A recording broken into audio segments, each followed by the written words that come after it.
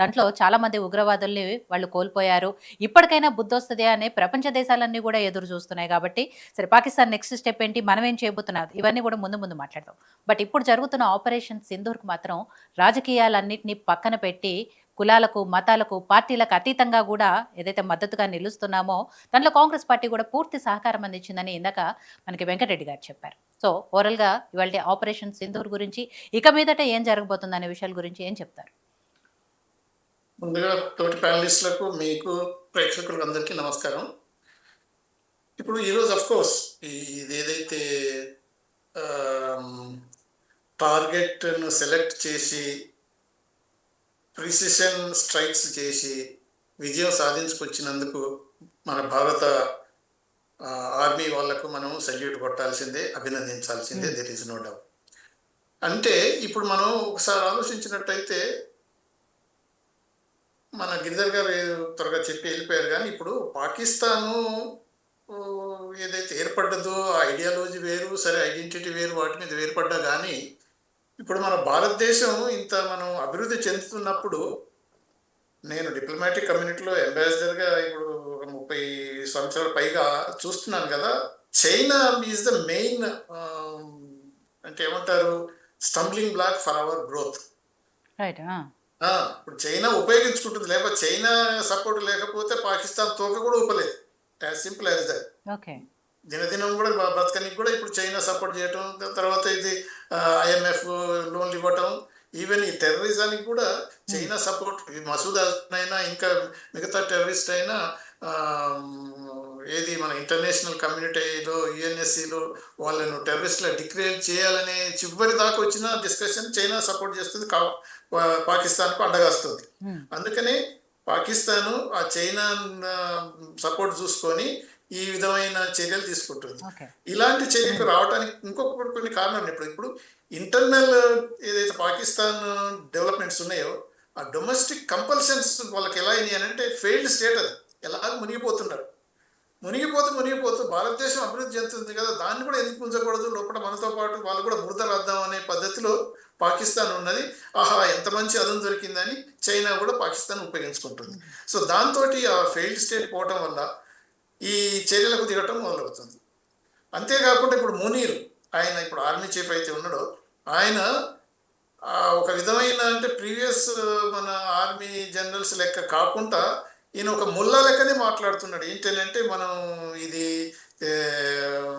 హిందువులు అంటే వాళ్ళు వేరు, మనం వేరు, మనది 2 నేషన్ థియరీ అంటే ఇది జిన్నా దగ్గరికి పోవటం వల్ల, తర్వాత ఇటు పోవటం అయితే చేస్తున్నాడో, అదేంటి ఎందుకు చేస్తున్నాడు అంటే దెర్ ఇస్ ఎ రీజన్. ఇప్పుడు ఆయన సర్వైవల్, ఆయన కూడా ఒక ఆయుబ్ ఖాన్ లెక్క లేకపోతే ముషరఫ్ లెక్క తన ఇప్పుడు ఇది popularly elected Imran Khan jail పెట్టారు, ఆ పార్టీని అంత దూరం చేసారు. వాళ్ళంతా ఇప్పుడు అసలు ఈ ఒకవేళ యుద్ధం జరిగితే, అఫ్కోర్స్ వెంకటరెడ్డి గారు మనం యుద్ధం అంటున్నారు, కానీ ఇప్పటిదాకా మనం యుద్ధం ప్రకటించలేదు. యుద్ధం we are not at war with Pakistan, యుద్ధం చేయట్లేదు మనం. అది చాలా క్లియర్గా ఉండాలి మనం ప్రతి వర్డ్, ఎందుకంటే ఇది ఇంపార్టెంట్ ఉంటుంది. మనం ఏమేం చేసామంటే ఇది టార్గెట్ ఏదైతే ఉన్నాయో ఈ టెర్రరిస్ట్ హైడౌట్స్ను మనం వాళ్ళను అటాక్ చేసి ఎలిమినేట్ చేసాం, స్ట్రైక్ చేసాం. అంతేగాని ఈ క్రాస్ బార్డర్ ఫైర్ ఎక్స్చేంజ్, ఈ స్ట్రైక్స్ ఇవన్నీ యుద్ధానికి అమౌంట్ కావు, యుద్ధం కావట్లేదు. వాళ్ళు అంటున్నారు పాకిస్తాన్ ఏంటంటే, ఓ మీరు ఇండస్ట్రీని సస్పెండ్ చేశారు కాబట్టి ఇట్ అమౌంట్స్ టు వార్, అదే వాళ్ళు ఏదైనా అనొచ్చు, కానీ we are not at war with Pakistan. International community కూడా ఇప్పటిదాకా మనం ప్రతి ఆ రోజు జరిగిన ఇన్సిడెంట్ నుంచి మల్టీ ప్రాంగ్డ్ అప్రోచ్ మనం చేసాం. పాకిస్తాన్ మనం ఇంటర్నేషనల్గా ఐసోలేట్ చేయాలి. అందుకని వెంటనే మన ministry, external affairs ministry, foreign ministry important ambassador అంతా పిలిచి వాళ్ళందరికీ ఎక్స్ప్లెయిన్ చేశాం. దాని తర్వాత కూడా మన పర్సనల్గా అజిత్ దోవల్ గారు, తర్వాత ఫారెన్ మినిస్టర్ కూడా వేరియస్ ఇంపార్టెంట్ ఫారెన్ మినిస్టర్స్ తోటి, నేషనల్ సెక్రటరీ వాళ్ళతో మాట్లాడి ఇవన్నీ, ఎందుకంటే ఇది మనకు జరుగుతూనే వస్తున్నాయి. గురి జరిగింది, తర్వాత పుల్వామా జరిగింది, తర్వాత ఇంకా క్రాస్ బార్డర్ టెర్రరిజం జరుగుతూనే ఉంది. ఇప్పుడు మనం పహల్గామ్ కూడా ఇది జరిగింది. ఇలా కంటిన్యూషన్ ఇంకా జరగకుండా చూడనీకి ఏం చేయాలనేది చాలా సీరియస్గా ఆలోచించారు ఇప్పుడు మనం. ఎందుకంటే ప్రైమ్ మినిస్టర్ అంటే క్యాబినెట్ కమిటీ ఆన్ సెక్యూరిటీ మీద డిస్కస్ చేసిన తర్వాత, అఖిల పక్షాల వాళ్ళతో డిస్కస్ చేసిన తర్వాత, ఫైనల్గా ఈ త్రిదళ అంటే కమాండర్స్ తోటి వాళ్ళంతా డిస్కస్ చేసిన తర్వాత వచ్చిన కన్క్లూజన్కి ఏం చేయాలంటే మనం ఏదో అలా పోయి 2 బాంబులు వేసి వచ్చి స్ట్రైక్ చేసి వస్తే అది ఈ టెర్రరిజం ఆగట్లేదు. సో దీనికి మనం ఏదో ఒక మంచి సొల్యూషన్ తీసుకోవాలని ఇంటర్నేషనల్గా వాళ్ళను ఐసోలేట్ చేస్తున్నాం. ఎకనామికల్ మెజర్స్ మనకు అదే తెలిసి ఏమేమి తీసుకున్నామని దానివల్ల మనకు ఎంత నష్టం వస్తుందో పాకిస్తాన్కు తెలుసు. అలానే కాకుండా ఆఫ్టర్ 30 years తర్వాత ఈసారి మనం ఈ పహల్గామ్ అటాక్ జరిగిన తర్వాత లోకల్ ప్రజలు అంటే కాశ్మీర్లో ఉన్న లోకల్ ప్రజలు యాంటీ టెర్రరిజం స్లోగన్స్ తీసుకొని అక్కడ కాశ్మీర్ బంద్ను కూడా ఆర్గనైజ్ చేసి వాళ్ళ మీడియా అంతా బ్లాక్ డేగా డిక్లేర్ చేసి మన అంటే India we are part of India, ఇండియాతోనే మేము టెర్రరిస్ట్ను అంటే ఎదుర్కొంటాము. ఎందుకనంటే వాళ్ళు కూడా అంటే ఒక్కోసారి ఏమవుతుందంటే మనకు ఈ కాశ్మీర్ ఒకప్పుడు బాయిలింగ్ పాయింట్ లెక్క అనేది ఏదైతే వాళ్ళు ప్రొజెక్ట్ చేస్తుంటున్నారో ఇంటర్నేషనల్, అది కాకుండా సక్సెస్ఫుల్గా మనం డెమోక్రాటిక్ ఎలక్షన్స్ జరిపి లోకల్ గవర్నమెంట్ కాశ్మీర్ను పాలిస్తూ నార్మల్స్కి వచ్చి టూరిజం పుంజుకుంటే అంటే వాళ్ళు almost 23 million last year tourist visit చేశారు. ఈసారి యాక్చువల్గా 25 దాటిపోతుందని మన ఒమర్ అబ్దుల్లా వాళ్ళ అసెంబ్లీలో చెప్పాడు. అంటే వాళ్ళ ఎకానమీ అంత బాగుపడుతుంది నార్మల్స్కి వచ్చింది అనేది. వీళ్ళు టెర్రరిస్టులు అంటే ఈ ఐఎస్ఐ ఆర్మీ వాళ్ళు జీర్ణించుకోలేకపోయి ఈ వీళ్ళను అంటే టెర్రరిస్ట్ను పంపించారు. బట్ అఫ్ కోర్స్ ఇంకొక మాట కూడా చెప్పాల్సి వస్తాయి, మన ఇంటెలిజెన్స్ కూడా ఫెయిల్ అయిపోయింది అన్ఫార్చునేట్గా. ఇంకా మళ్ళీ ఒకసారి ఇలా ముందు కూడా ఇలా ఫెయిల్ కాకుండా చూసుకొని కూడా మన సెక్యూరిటీ ఇంటెలిజెన్స్ జాగ్రత్త పడాల్సి వస్తుంది. అఖిలపక్ష పార్టీలో కూడా మేజర్ పాయింట్ అది. మిగతా గవర్నమెంట్ ఏది మన ప్రధానమంత్రి మోదీ గారి నేతృత్వంలో ఈ ఎటువంటి చర్య తీసుకున్నా 100% సపోర్ట్ చేస్తాం ప్రతి పార్టీ అన్నది. కాకపోతే ఒక్కోసారి వాళ్ళ వ్యూస్ కూడా ఎక్స్ప్రెస్ చేయాల్సి వస్తుంది. ఈ ఇంటెలిజెన్స్ ఫెయిల్యూర్ వల్ల ఇలా జరిగింది అనేది. సరే అది కూడా చిన్న మాట, అదొకటి. కానీ అయితే ఇప్పుడు ఇన్ని రోజులు మనం ఉన్నా కానీ అంటే ప్రతి ఒక్కరికి అనుకుంటున్నారు ఏంటంటే ఏదో ఒకటి పెద్దది జరగబోతుంది, ఏదో పెద్దది జరగబోతుంది అయితే అందరికీ తెలుసు. సో ఈ ప్లానింగ్ ఎక్సలెంట్గా జరిగింది. ఎలా అంటే నేను అనుకున్నాను అయితే సండే నైటే జరుగుతుంది అనుకున్నాను, కానీ మండే ఇది మన మాక్ డ్రిల్స్ తర్వాత ఈ ప్రిపేర్నెస్ అంతా దేశమంతా ఇలా చేయాలని గైడ్ లైన్స్ ఇన్స్ట్రక్షన్ వచ్చినప్పుడు పాకిస్తాన్ ఏమనుకుందంటే ఇంకా వీళ్ళు ప్రిపేర్ అవుతున్నారు, ఇంకా యాక్షన్స్ ఏముండదు అనే నిద్రపోయిన పరిస్థితుల్లో కనిపిస్తుంది. లేకపోతే ఇప్పుడు 24 మిసైల్స్ పడి 9 టార్గెట్ ఏరియాస్లో సక్సెస్ఫుల్గా ఆపరేట్ చేయగలిగారంటే దానికి వాళ్ళ ప్రిపేర్నెస్ ఎంత ఉందో కూడా మనకు తెలుస్తుంది. అయితే ఇంకోటి ఏంటంటే అఫ్ కోర్స్ ఈరోజు మనం ఇది జరిగింది అని ఏది మనం చాలా వరకు అఫ్ కోర్స్ మనం సంతోషించాల్సింది, అభినందించాల్సింది. కానీ ఆ రిటాలియేటరీ యాక్షన్ ఎలా ఉంటుంది అదే ఆలోచించాలి. అదే దానికి కూడా మనం అఫ్ కోర్స్ మన గవర్నమెంట్ కూడా ఇప్పుడు they are all discussing various ఇష్యూస్లో కూడా వాళ్ళనేది ఏంటంటే ఇంకా ఒక చిన్న విషయం ఇక్కడ తప్పుడు చెప్పాలి కానీ క్రాస్ బార్డర్ ఫైరింగ్ వల్ల మన ఇండియన్ సైడ్ ఎక్కువ చనిపోతున్నారు.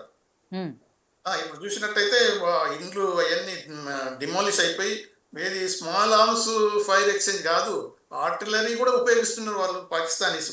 ఎందుకు ఉపయోగిస్తున్నారంటే ఎస్కలేట్ చేయనీకే వాళ్ళ ఉద్దేశం. వాళ్ళు ఎందుకు చేస్తున్నారంటే మన గిరిధర్ గారు కూడా అన్నారు కదా, ఎకనామిక్గా మనం అభివృద్ధి చెందుతున్నప్పుడు తర్వాత ట్రంప్ ఏదైతే తారిఫ్ వారు చైనా మీద పెట్టాడో అన్ని అక్కడ ఉన్న ఇంటర్నేషనల్ కంపెనీస్ కూడా ఇండియా వైపు చూస్తున్నాయి. కోర్స్ అదర్ ఆసియన్ కంట్రీస్ కూడా కొన్ని పోవచ్చు, ఫిలిప్పైన్స్ కూడా అట్రాక్టివ్గా ఉంది. కానీ మనకు ఇప్పుడు అడ్వాంటేజ్ వచ్చేటట్టు ఈ పరిస్థితులలో ఇక్కడ ఇన్స్టెబిలిటీ తర్వాత ఇన్సెక్యూరిటీ పరిస్థితులు ఉంటే మనకి రావు కదా. అటువంటి అవకాశం కూడా కల్పించడానికి పాకిస్తాన్ను చైనా రెచ్చగొడుతుంది. నేను మార్నింగ్ ఒక స్టేట్మెంట్ చూసేసరికి నాకు అనిపిస్తుంది వాళ్ళ రీసెర్చ్ అనలిస్ట్ చేసింది, పాకిస్తాన్ మీద కనుక ఇండియా దాడి చేస్తే మేము ఊరుకోము అనే పద్ధతిలో కొంతమంది ఆల్రెడీ అంటున్నారు అక్కడ. అందుకని అఫ్కోర్స్ మనం గవర్నమెంట్ చాలా అంటే వైజ్గా ఆలోచించి ఎస్కలేట్ కాకుండా చూస్తుంది. ఈవెన్ నిన్న యుఎన్ఎస్సీలో కూడా పాకిస్తాన్ పోయి రైజ్ చేసింది, ఏది ఈ ఇండియా అటాక్ చేయొచ్చు, ఇండియా మాకు ఇండస్ వాటర్ టీటీ అబెన్స్లో పెట్టి లేకపోతే సస్పెండ్లో పెట్టి మాకు వార్ డిక్లేర్ చేసింది, మాకు నీళ్ళు రాకుండా చేసింది, ఈ టెమోస్ట్ వార్ అని ఏదో ఎన్నెన్నో కంప్లైంట్స్ రైజ్ చేసినా కానీ యుఎన్ఎస్సీలో కూడా పాకిస్తాన్నే క్వశ్చన్ చేశారు. తర్వాత ఇండియా కూడా సపోర్ట్ చేశారు. ఏంటంటే as they can take appropriate action, but not to escalate to nuclear war or regional war ఏది చేయకూడదని వాళ్ళు కూడా అంటే ఆ పాయింట్ దాకా మనం వెయిట్ చేసాం. ఉమ్, సో దాని ద్వారా అంటే ఇప్పుడు మనం తీసుకునే యాక్షన్కు ఈవెన్ ట్రంప్ ఆఫ్ కోర్స్ ఆయన ఇచ్చిన స్టేట్మెంట్ ఇట్ ఈస్ షేమ్ అంటాడు, తర్వాత okay we hope it will subside quickly without escalating అంటాడు. బట్ వాళ్ళ ఫారెన్ మినిస్టర్ సెక్రటరీ అవుతున్నారో ఈజ్ ఇన్ టచ్ విత్ అనేది, తర్వాత వాళ్ళ వైస్ ప్రెసిడెంట్ కూడా JD Vance India has right to take whatever appropriate retaliatory action, but అంత మనం escalate చేయొద్దు, వారు ఎస్కలేట్ కాకూడదు అనేది ప్రతి ఒక్కరు అంటున్నారు. ఉమ్, సో ఇప్పుడు మనకేంటంటే చైనా టర్కీ తప్ప ఇది మన ఓఐసి ఉంటుంది కదా, ఆర్గనైజేషన్ ఆఫ్ ఇస్లామిక్ కాన్ఫరెన్స్ ఏదైతే ఉంటే కోఆపరేషన్ ఏదైతే వాళ్ళు ఉన్నారు, వాళ్ళ దాంట్లో కొంతమంది ఏదో సపోర్ట్ చేసినట్టు చేస్తారు. కానీ ఎందుకంటే నిన్న మలేషియా స్టేట్మెంట్ కూడా చూస్తాను వాళ్ళు అనేది ఏంటంటే క్రెడిబుల్ ఎవిడెన్స్ లేకుండా ఇండియా పాకిస్తాన్ మీద అటాక్ చేయకూడదు అనేది చైనా కూడా అదే అంటుంది. అటువంటి ఒక 3-4 తప్ప entire world is with India. అందుకని ఇండియా కూడా ఇప్పుడు మన ఫారెన్ సెక్రటరీ వాళ్ళు ఇచ్చిన స్టేట్మెంట్ ప్రకారం, గవర్నమెంట్ ఆఫ్ ఇండియా ఇచ్చిన స్టేట్మెంట్లో కూడా మేము we are not escalating, we are not going for war, మేము రెస్పాన్సిబుల్ కంట్రీగా టెర్రరిస్ట్ హైడౌట్స్ని మాత్రమే ఎలిమినేట్ చేశాము. అందువల్ల ప్రపంచంలో ఉన్న అంటే అన్ని దేశాలు దీన్ని సమర్థించాలి, ఎక్కడున్నా కానీ ఇటువంటి టెర్రరిస్ట్ హైడౌట్స్ ఉండకుండా చూడాలని కూడా అలా ఒక స్టేట్మెంట్ కూడా ఇవ్వడం జరిగింది. సో దీని తర్వాత పాకిస్తానీస్ ఎలా రిటాలియేట్ చేస్తారో దాని గురించి కొద్దిగా మన కంట్రీ కూడా ప్రిపేర్ అయి ఉండటం కూడా మంచిది. ఎందుకంటే దే విల్ రిటాలియేట్. ఎందుకంటే ఆర్మీ చీఫ్ ఆయన మునీర్ ఇప్పుడు ఏదైతే కలలు అంటున్నాడో దానివల్ల పిచ్చోడు గిరిధర్ గారు అనే పిచ్చోని చేతులు రాయినట్టు ఏదో ఒకటి వేయటం వల్ల మనల్ని కూడా ఆ బురదలో దించడానికి ప్రయత్నాలు వాళ్ళు చేయొచ్చు. అందువల్ల మనం జాగ్రత్తగా ఉండాల్సి వస్తుంది. Irrespective of any political party, all political parties are with the government. Indian army, ఏమన్నారు? గవర్నమెంట్తో పాటు ఇండియన్ ఆర్మీకి కూడా అందరం సపోర్ట్ చేస్తూ ఉన్నాము, మద్దతుగా నిలుస్తూ ఉన్నాము. అదే గవర్నమెంట్ ఆఫ్ ఇండియా అని అంటే Indian army is also part of the government of ఇండియానే కదా. ఇప్పుడు మన లెక్క గిరిధర్ కదా అన్నట్టు పాకిస్తాన్ లో ఆర్మీకి కంట్రీ ఉంటది, కంట్రీకి ఆర్మీ లేదు. బట్ మన కంట్రీకి ఆర్మీ ఉన్నది, democratic country. Army is part of the what ever it is, even every system it is part of the whole India, entire India. So ఆర్మీకి తప్పకుండా అభినందన తెలియజేసి సపోర్ట్ ఇవ్వాల్సి వస్తుంది. రైట్. సో పశుపతి గారు, పహల్గామ్లో ఎప్పుడైతే దాడి జరిగిందో ఆ రోజు మనం మాట్లాడుకున్నాము. 26 మంది అమాయక ప్రాణాలు కోల్పోయిన పరిస్థితుల్లో దీనికి అంటే పచ్చని కాశ్మీర్లో రక్తపాతంతో ఎరిపెక్కించిన పాకిస్తాన్కు ఎట్టి పరిస్థితుల్లో సమాధానం చెప్పాల్సిందే. భారత్ ఆ దిశగా ఆలోచిస్తుంది. మోడీ గారు ఏం చేస్తారు, ఎప్పట్లోగా దీనికి సమాధానం ఇస్తారు, ఇవన్నీ కూడా ఆ రోజు మనం మాట్లాడుకున్నాం. ఎటకెలకి వాళ్ళ సమాధానం దొరికింది ఇందాక నుంచి మనం మాట్లాడుకున్నట్టు. సో ఏదైతే అనవసరంగా రెచ్చగొట్టే వ్యాఖ్యలు చేసిందో లేకపోతే అనవసరంగా ఈ దాడులకు పాల్పడిందో దానికి వాళ్ళ పాకిస్తాన్ మూల్యం చెల్లించుకుంటూ వస్తోంది. ఇక మీదట పరిస్థితులు ఎలా ఉంటాయి ఏంటి అనేది జరిగిన దగ్గర నుంచి కూడా మోడీ గారు త్రివిధ దళాలకి స్వేచ్ఛనిస్తూ ఇవాళ ఆపరేషన్ సింధూర్ పేరుతో ఏదైతే ఇందాక కూడా వెంకటరెడ్డి గారు చెప్పారు, భారత స్త్రీకి కట్టుబొట్టుకు ప్రతీక అయిన ఆ బొట్టు ఏదైతే ఉందో ఇక్కడ ప్రతిసారి జరిగిన దాడులు ఒక ఎత్తు అయితే ఈసారి జరిగిన దాడులు ఇంకొక ఎత్తు అనుకోవాలి. ఎందుకంటే ఇక్కడ మతం అడిగి మరీ పురుషుల్ని టార్గెట్ చేసి చంపిన పరిస్థితుల్లో భారతీయ మహిళకు ప్రతీక అయిన ఆ బొట్టుకి ప్రతీకగానే ఇవాళ ఆపరేషన్ సింధూర్ పేరుతో ఇవాళ ఆపరేషన్ చేపట్టింది. సో మోడీ గారు అలా ఇండియన్ ఆర్మీ